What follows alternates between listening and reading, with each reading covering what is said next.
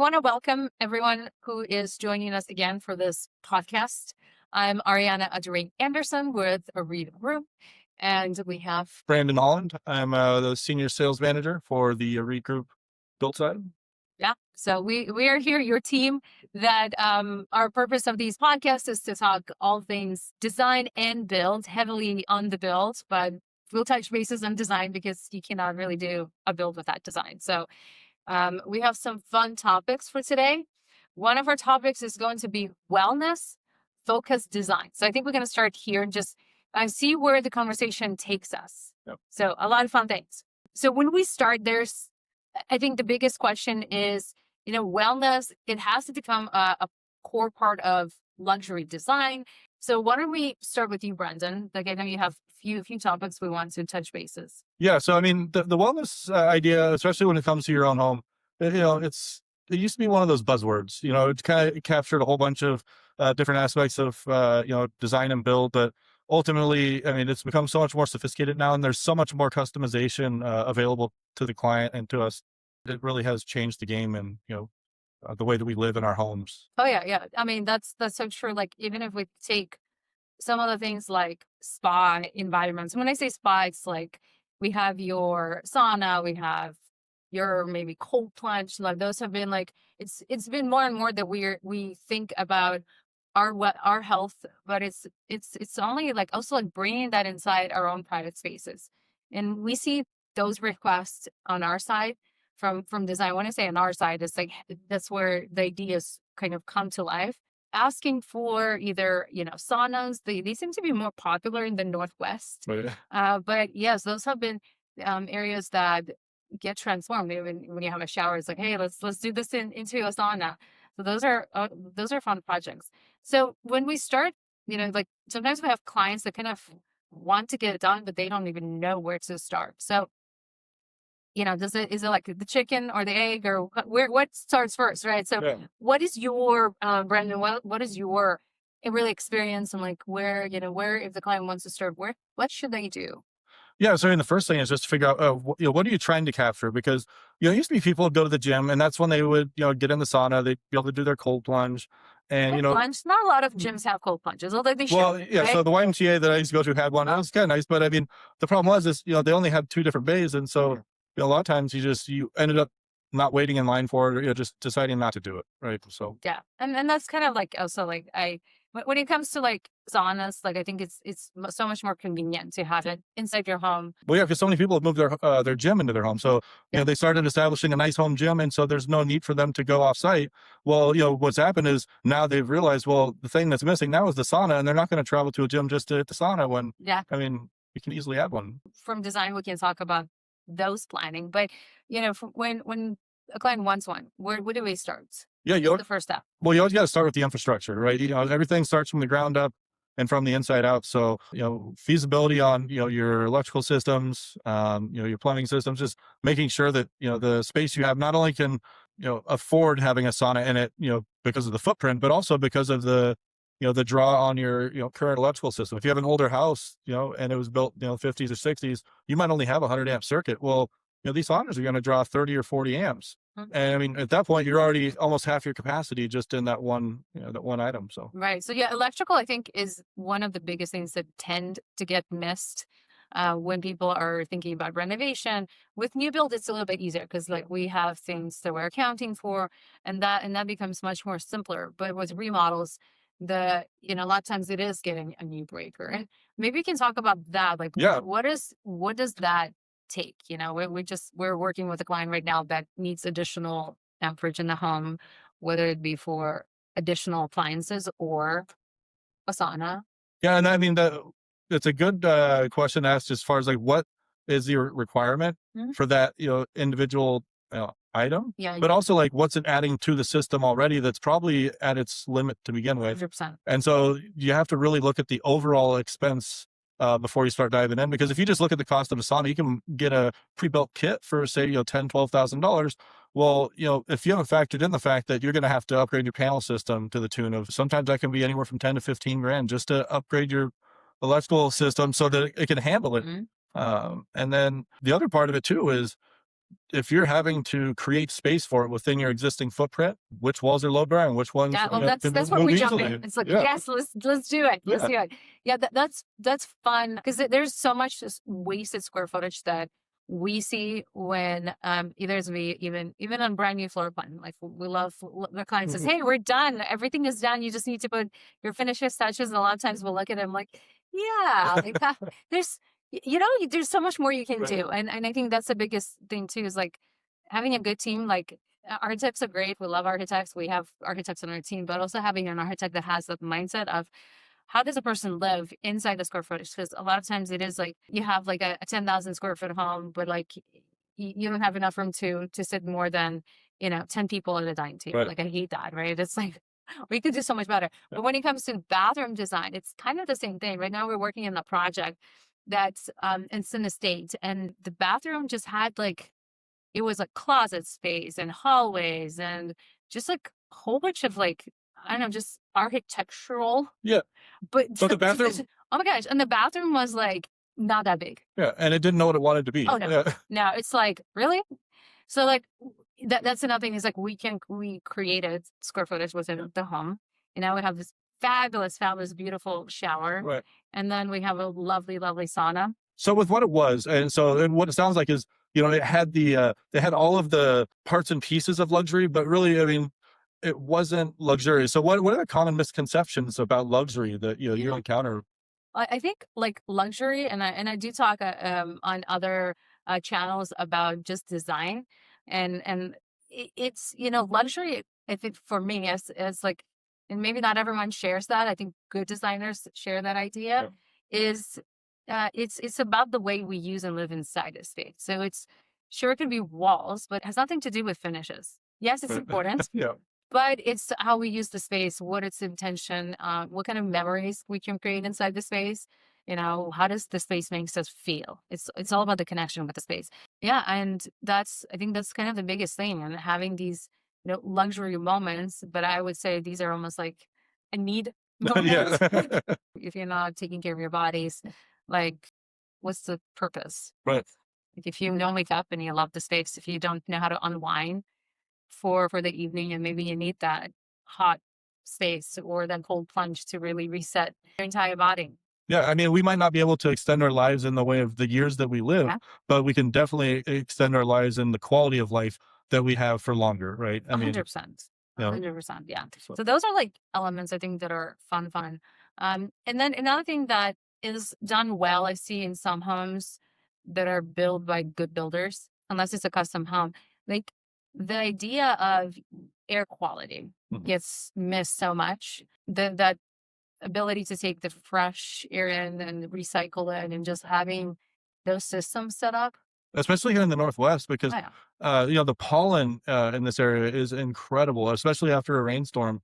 And I don't have allergies for the most part, but when the pollen is coming off the trees Oh, yeah. and it's floating around in the air, I mean, it's crippling sometimes. Yeah, and not given like you mentioned, or in Seattle, the weather isn't always the best, Right. so it might be too cold for that indoor outdoor open space, like maybe in some Right. other parts of the country. And I think that kind of applies probably to the same thing when it's during summers in hot states like maybe Arizona and Nevada and other things when it's too hot. Like what's the quality of air? We're running RACs, so do we have enough balance for the air quality, the moisture control, even, making sure the air isn't too dry, like all those elements, I think like that adds, it should be like a standard for Right. the homes, right? It's not like a luxury, but I think if we're like classifying, and I want to say when it's like luxury, I would want to say it's more like the way we want to live and like use those spaces. Yeah, and I guess you brought up a good point. It got me to think about, when we think of air in the home, typically we focus on the temperature, Yeah. right? How hot and cold it is. Then that's all we really focus on. We don't focus on, the humidity level, cleanness of the air, how much is actually floating around. And then also just, how much movement is there within the air? Sometimes you go into an older home where there's not good airflow Yeah. and it starts to get a little musty and stagnant if you don't, Or you have old systems, right, that need to be replaced. And then when you go like, what did we replace it with? There's so many options. So keeping like those elements in mind, it improves the whole life or even the whole usability of and the comfort of the space. So I guess there's one thing as far as like the sensory journey of a wellness space, the progression from one experience to the next. I mean, how do you design to that? And what do you mean by that? So just the feel of the space, the smell, the like, just how comfortable you are when you enter a space. Oh yeah, that again, I think it falls back to the air quality, but also like I love to use in our spaces, like even have like when you say sensory, right? You can have additional things to make the air smell pleasant, and you have Yeah. different and there's natural based products that I love to use that just makes it more comfortable. Like I think that's kind of the biggest thing is making the space when it comes up to design. That's kind of interesting because those things, and I just talked on another podcast, not podcast, but YouTube channel about that, is the design isn't just about color or texture, which it is that too, but also the design is on things that cannot be captured by the camera, Right. by a video. You can't really replicate, like, hey, you come in and this, feels good. The humidity is right. The house smells really Right. nice. It doesn't smell like Febreze and just a bunch of chemicals. Right. It smells nice in a natural, a very Yeah. comfortable way. And I think it goes back to like when you walk into like a nice hotel, like they're like giving hotel special census, right? Yeah. Yeah. So like it's there's something that happens with the way our body senses the whole space, and so that goes into this other sensory because we have touch, smell, eyes, right? All those things, and that is a lot of time overlooked and not even like included. Like Yeah. we don't people want to talk about it. So I think that's really cool that you have a good awareness of that. Yeah. And when you go out and you meet people and they ask about like what do we want to do? How do we want to, like convert our spaces or, make our home into more of this luxury feel or just even a comfortable space. Um, you have an awareness and not a lot of contractors, not a lot of builders even think about it. So like I think that's super important. I think it's cool that you talk about these things. Well, yeah, no, I think it's I've been lucky to be around people like you in this industry that Yeah. have that have actually taken the time to educate me because I started in the construction industry as a laborer basically, and so I just did what I was told, kept my head down, and I worked hard, but I didn't really do much to in way of learning until I started asking questions, and what I found is people love to talk about the thing they're passionate about, and once you start asking questions, you engage with them in that way, it's mutually beneficial. You learn a lot. And, for them, it's a way to reinforce what they already know and to pass it on, so that, more people actually have an understanding of it. Because what is one of the most frustrating things for you when you're working with a contractor that doesn't understand at least a little bit of design? Yeah, well, that's why we decided to like at some point, like, hey, we're not gonna have working with a contractor. Yeah. We're gonna have a group where we have a team that actually understands designers and not even understands, but has like a partnership. I think that's the biggest thing that's missing too in a lot of or it just becomes frustrating and hard for clients is when you have a designer, a architect, a contractor or builder, and all of them are like on a different wavelength. And there's like they might prefer something versus the other. They might not understand what the client's needs are. And so they come in when everything was designed and they're like, hey, why we're doing this? Like, wait, why don't we save money on this? And there becomes a weird tension. And there's some good, builders and Yeah. GCs and so forth. Absolutely. Absolutely. But I feel like what I found is Ariana Designs has been around for 10 years. We're just celebrated or going to celebrate or somewhere it falls around a decade of having that. But I am passionate about the design, but I'm as passionate about the build portion. Yeah. Like, I love the construction as well. Yeah, I've seen you on job site more than I've seen any other designer, so I can vouch for that for sure. My heels, but right now I do have cowboy boots that I'm like, I'm gonna change. Yeah, for the muddy days, yeah. Well, especially muddy days, right? But yes, I am halting some stuff. I'm like, yeah, in my heels, moving to the trash bags. Like, no, this is too messy. Let's clean it. But that connection, I think, is super important. And when you have a team that has a design team that has a good backing for the builder's construction, that's what makes the project successful. And then there's going to be no shortcuts because that was another huge frustration point before for me was we design something beautiful and then we have a GC who shows up and says to the client, oh, it can't be built. Right. Or shows up with this, huge budget. It's like, dude, like hello, it's not that hard to get this done. Yeah. This is not that complicated. They don't see the whole vision. They don't have the connection to the space. And a lot of times, like you said, it's like execution, right? So at the best, they would just read the floor plans and do what's there and Right. buy the specs, what's selected. But when things get started to change and then the values change, and then the space like could be like good looking, it's okay, it's built, but it doesn't have like a soul. It doesn't have Yeah, no, those connections. Like, I think it's important to point that out because that's something I know it sounds a little idealistic, but I do believe there's a huge difference in the finished product of someone who is deeply ingrained in the project and personally invested in it and cares. You know, their finished product is always going to like show so much more soul and love and care when you're finished, because you know those finished details, the tiny things that you know sometimes contractors will let go by because you know, it's good enough. And it's like, good enough should not be in your vocabulary. no. It's not in ours for Right. sure. No. But one of the greatest advantages that I think we have on the build side, you know, working with you is, you know, I'm 10 feet away from you, Oh yeah. you know, most of the day. And I, you know, I get to meet with the design team every day. You know, Yeah. we have discussions about what's happening with each project. And, Mhm. you know, that's the difference between having an in-house build team versus, you know, working with outside contractors. Yeah. You can work with an outside contractor and be very successful, you know, as a designer. I've done it If you before, but find the right team, again, yeah, it's like it's all about the team and the values. I think that's a big thing too, is having your values aligned, having the same vision. Where do you want to have this project end? Like it's we invest, like I how I see like even from beginning to completion. Like in my mind, like it's really not a done job until it's built. right. So like sure, it could be handing off my our spec sheets and our plans, but until it's built, it's and sometimes we had few projects along the way in our experience that we just hand over the project and we like, what happens, happens. Yeah. And you make your site visits every so Right. often. And, Sometimes yeah. depend on the team. So like that's that's like a big thing to kind of circle back. Not even circle back, but like for me, I'm just so grateful to have you on board and to have, amazing team that like cares and also like having the right subcontractors to like build us, right? We have amazing electricians, we have plumbers, like people that actually care and they don't mind coming back fifth and sixth times, just to get the job right Yeah. versus like, hey, I've been here once, it's done. It's like, no. We want to have that.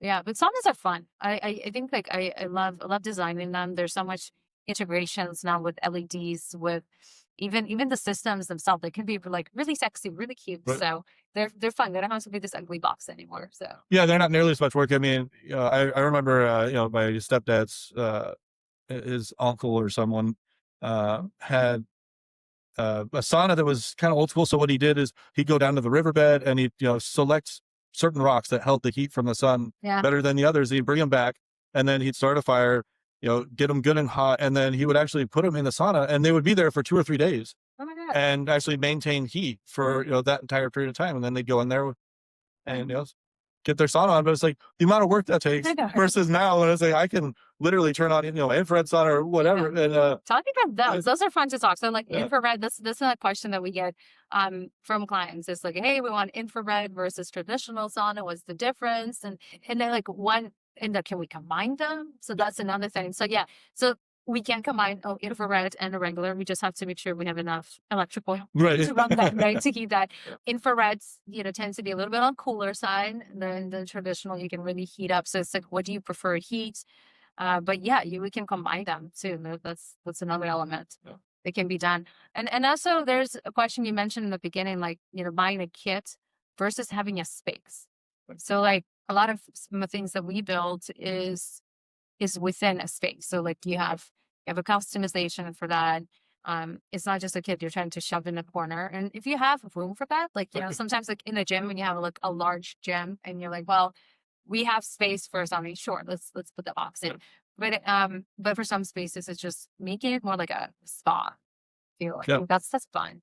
Yeah, and the bang for your buck, I mean, it's kind of lost sometimes because you still have to do those improvements to your infrastructure Yeah. on the electrical side. And, you know, once you do that, I mean, to have it custom built and, you know, be able to produce something that one is more spacious, but fits your lifestyle a little better. Yeah. You know, I've been in some of those kit ones and they do the job. You know, it's a sauna. Let's not kid ourselves. But I tell you what, I'm a big boy, and when I'm hunched over in there, you know, I'm not very comfortable. So Yeah. when I'm going into a sauna to relax and I'm not comfortable, then it, you know, kind of defeats the purpose. It's like, nah, it's there.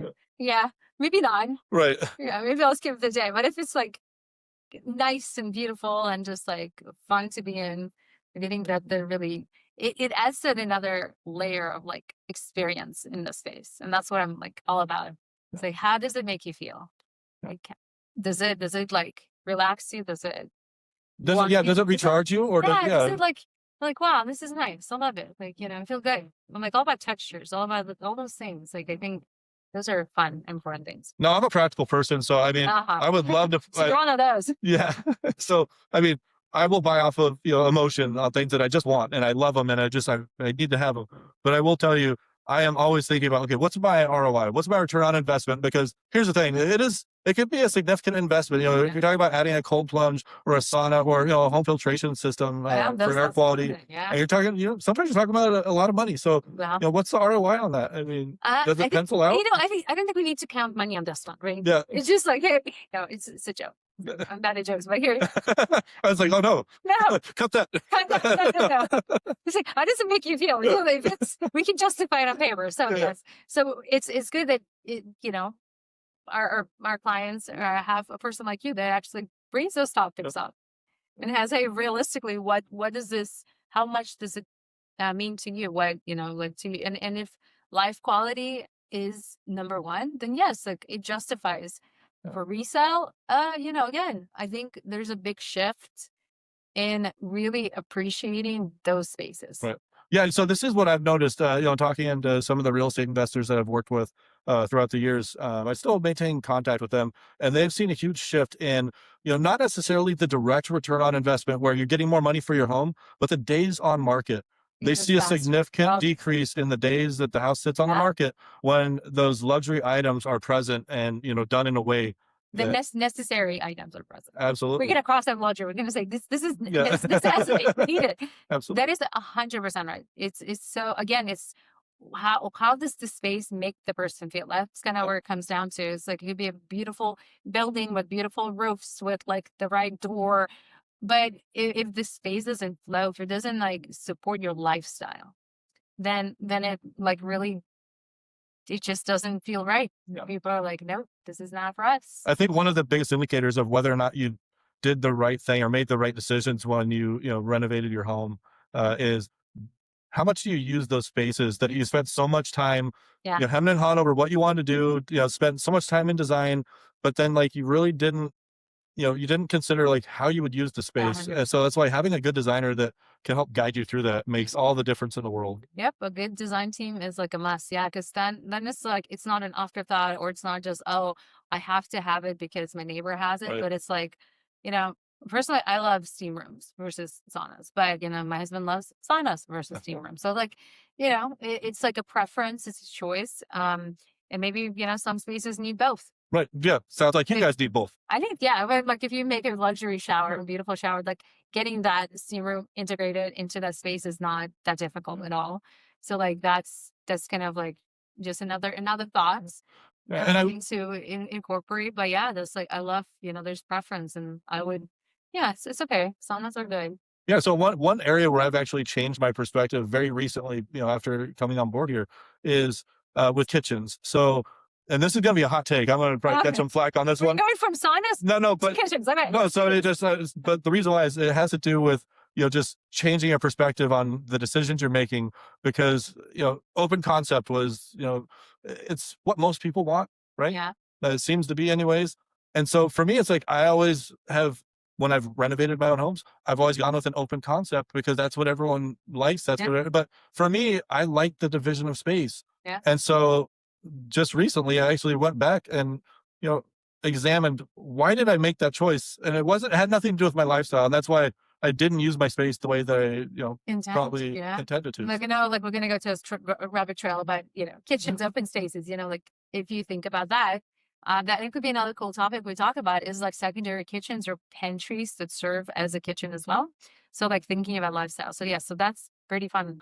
So for our next episodes, I'd love to talk more about, maybe like more of a smart homes. There's another cool topic. We can talk about kitchens, which I think is something that's like a heart of a home. So um, thank you guys for watching. If you found this helpful and have suggestions or want to hear more topics that we talk about, that we bring up to our panel of discussion, please let us know in the comments below. Otherwise, thank you so much, and we'll see you at our next episode. All right. Thank you.